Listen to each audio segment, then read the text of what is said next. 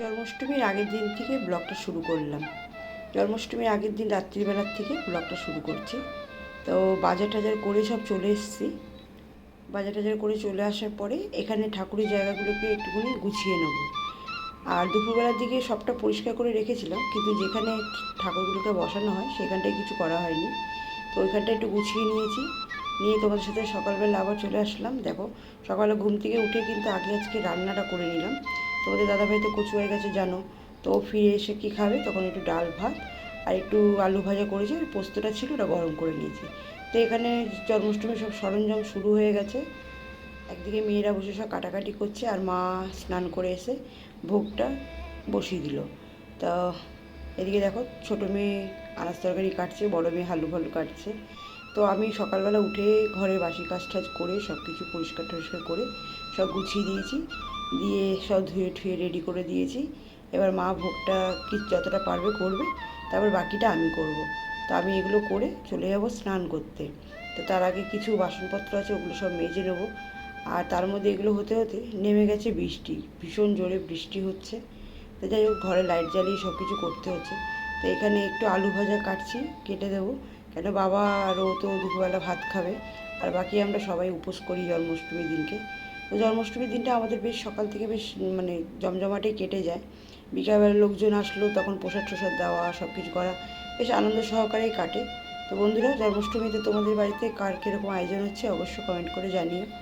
আর সত্যি কথা বলতে, গোপাল সোনা তো এখন সবার ঘরে ঘরেই হয়ে গেছে। এখন জন্মাষ্টমীটা অনেকটা লক্ষ্মী পুজোর মতনই মনে হয়। আগে যেরকম লক্ষ্মী পুজো হতো শেষ বাড়ি বাড়ি, কিন্তু গোপাল পুজোটা এতটা চল ছিল না। তা যাই হোক, এখন গোপাল পুজোটাও বেশ চলের মধ্যে চলে এসছে। তো সবার বাড়ি বাড়ি গোপাল পুজো হচ্ছে, বেশ ভালোই লাগে দেখতে, খারাপ না। পুজো আসলে হওয়া মানেই হওয়া নিয়েই কথা, সে গোপাল হোক লক্ষ্মী হোক যেটাই হোক। তো এইদিকে দেখো, আমি কিন্তু টুকটুক করে সব কিছুগুলো কেটে নিচ্ছি। কেটে নিয়ে কিছুটা কাটা মানে ভোগের মধ্যে যাবে, আর কিছুটা যাবে আজকে দুপুরবেলা তোমাদের দাদাভাই আর বাবা খাবে সেটাতে। আগের দিন বাজার করতে গিয়ে তোমাদের সাথে আর ভিডিওটা শেয়ার করা হয়নি। প্রচণ্ড ভিড় ছিল, প্রচণ্ড ভিড় ছিল, তার মধ্যে বৃষ্টি পড়ছিল। তো ওই জন্য আর ফোনটা খুলে ক্যামেরাটা খুলে তোমাদেরকে কিছু দেখানো হলো না। তো আমি বাজার করে নিয়ে এসেই তোমাদের সাথে শেয়ার করে নিলাম ওই জায়গাটা গোছানো। তো এদিকে দেখো, ভাজাভুজি কিছুটা হয়ে এসছে, আর এদিকে মা তালের জন্য সব সরঞ্জাম রেডি করে দিচ্ছে। আর এদিকে মোটামুটি কাটাকুটি প্রায় রেডি। আর এখানে তোমাদের দেখো লুচি পায়েস ঠায়েস এগুলো সব হয়ে গেছে। স্নান করে চলে এসেছি, এবার করব আমার গোপাল সোনাকে স্নান করানোর পালা।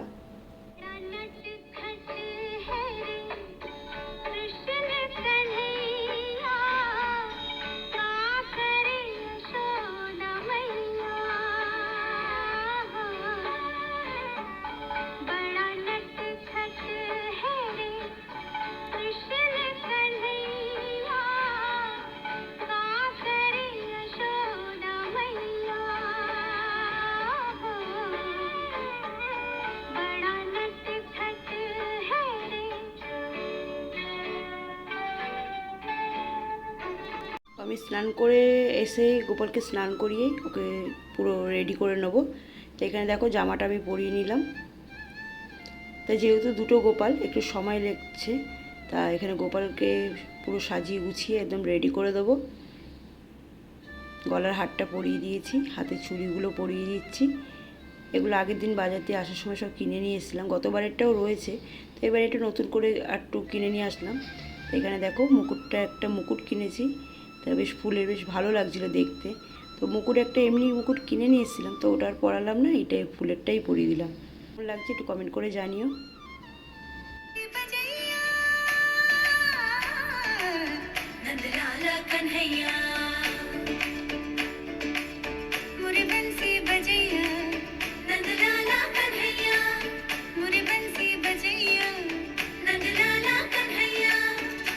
গোপালকে রেডি করে দিয়ে দেখো, এখানে বাবাইকে নিয়ে ছুটকি উপরে দিয়ে আসছে। ওকে আজকে নিচে রাখা যাবে না, কারণ নিচে ঘরে তো পুজো হচ্ছে, তো ওকে যার জন্য উপরে দিয়ে আসা হচ্ছে। তো এইদিকে আমার মোটামুটি সব গোছানো কমপ্লিট হয়ে গেছে।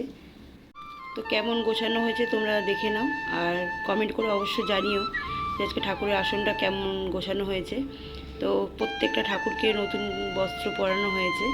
তা প্রত্যেকটা ঠাকুরকে ফুল মালা সব কিছু দিয়ে গুছিয়ে রাখা হয়েছে।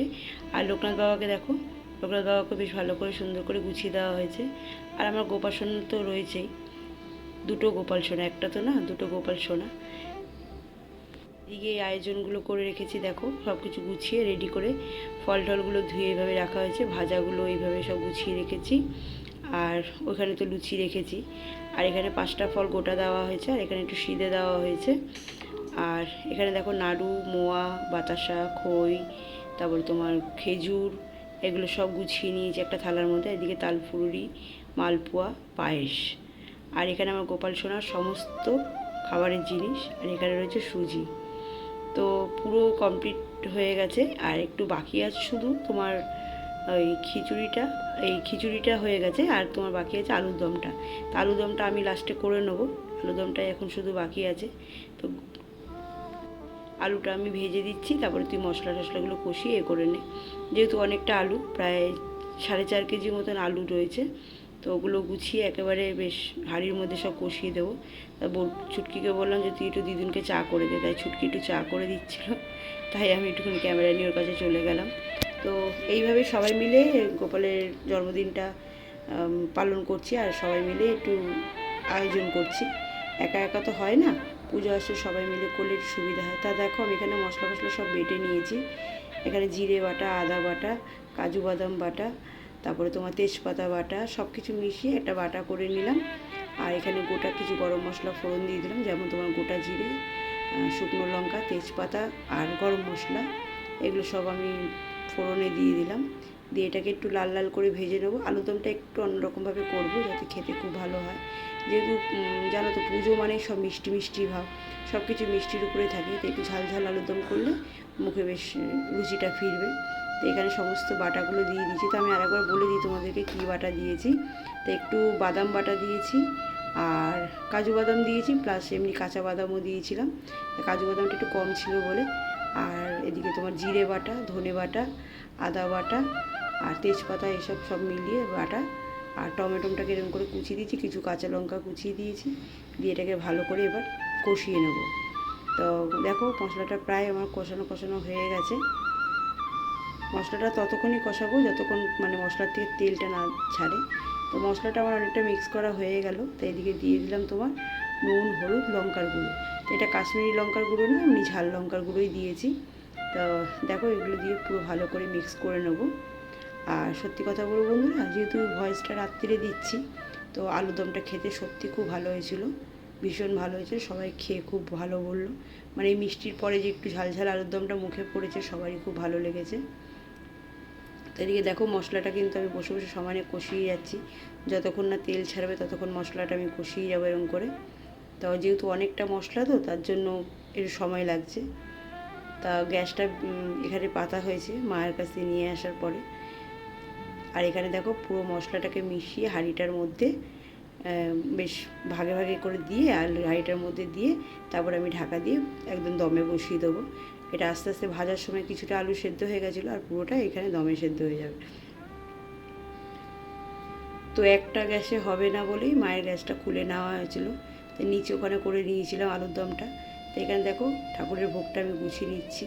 খিচুড়ি দিয়ে দিলাম আলুর দম, আর এখানে দিয়ে দিলাম পটল ভাজা, দিয়ে দিলাম কাঁকরোল ভাজা, দিয়ে দিলাম আলু ভাজা, এদিকে বেগুন ভাজা, আর এদিকে দিলাম উচ্ছে ভাজা, তারপরে দিলাম নাড়ু, তারপরে দিলাম খেজুর, তারপরে দিলাম একটা মোয়া, তারপরে দিলাম তোমার মুরগি, বাতাসা, আর এখানে দিলাম আমশক্ত, আর এখানে দিলাম মালপোয়া। তো আমশক্তটা বাজার দিয়ে কিনে নেওয়া আসা হয়েছিল। আর এখানে একটা লুচি, তার উপরে একটু পায়েস।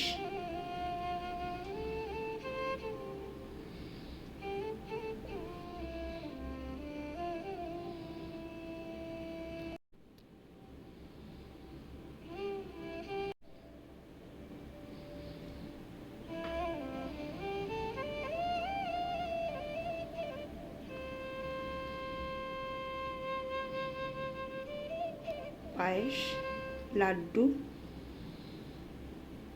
সন্দেশ আর একটু মাখন। তো তো আমার গোপালের থালা পুরো রেডি করা। এবার ওকে ভোগটা দিয়ে দেবো, দিয়ে সব গুছিয়ে দেবো। আর পুজোটা করবে আমাদের বাড়িতে বন্ধুরা, ব্রাহ্মণ পুজো করে না, আমাদের বাড়িতে পুজো আমরা নিজেরাই করি। আগে শাশুড়ি মা করতো, তারপরে মেয়েরা আস্তে আস্তে বড় হয়ে গেছে, এখন বড় মেয়েটা পুজো করে। তো এখানে দেখো আমার পুরো রান্না পুরো রেডি, একদম ভোগ ফোগ সব কমপ্লিট। এবার পুজোয় বসার পালা। তো বন্ধুরা, আয়োজনটা তোমাদের কেমন লাগলো অবশ্যই কমেন্ট করে জানাবে। আর কিছু মিষ্টি এনেছিলাম, সেই মিষ্টিটাকে এরকম করে প্লেটে সাজিয়ে দিলাম।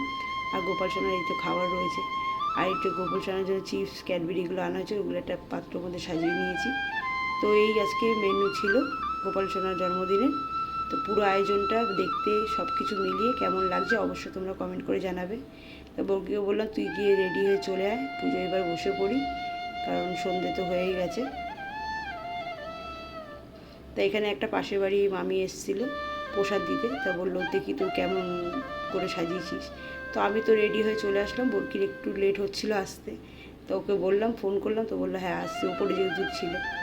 তো এখানে দেখো আমি সমস্ত কিন্তু গুছিয়ে নিচ্ছি, মানে ধুনুচিটা তারপর প্রদীপ টদিগুলো ততক্ষণ আমি গুছিয়ে নিলাম, সব কিছু রেডি করে দেবো। মেয়েটাও একটু পুজোটা করে নিলে তারপরে আমরা সবাইকে প্রসাদ বিতরণ করা শুরু করব। জানো তো বন্ধুরা, প্রত্যেক বছর এইভাবেই আমাদের গোপাল পুজো করা হয়। এই গোপাল পুজোটা দেখবে, আর তোমাদের লক্ষ্মী পুজোটা আমাদের একটু এইভাবেই করা হয়। তো আজকে সমস্ত কিছু পুরো প্রথম থেকে শেষ অবধি তোমাদের কেমন লেগেছে অবশ্যই অবশ্যই কমেন্ট করে জানাবে।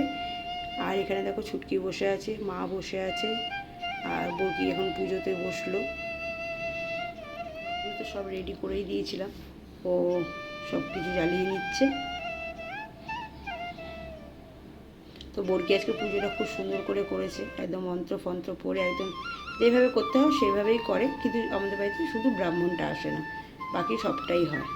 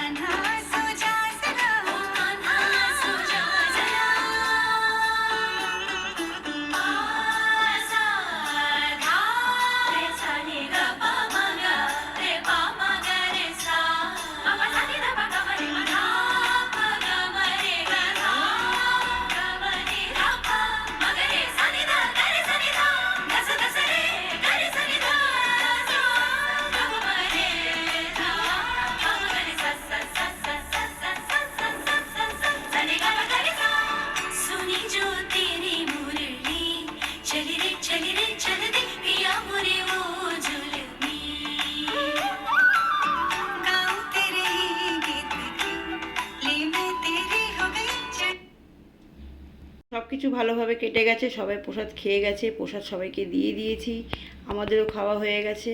তো আজকের ভিডিওটা তোমাদের কেমন লাগলো অবশ্যই কমেন্ট করে জানিও। আর যদি ভালো লাগে অবশ্যই লাইক কমেন্ট একটু শেয়ার করে দিও, দিয়ে চ্যানেলটার পাশে একটু থেকো। রাধে রাধে।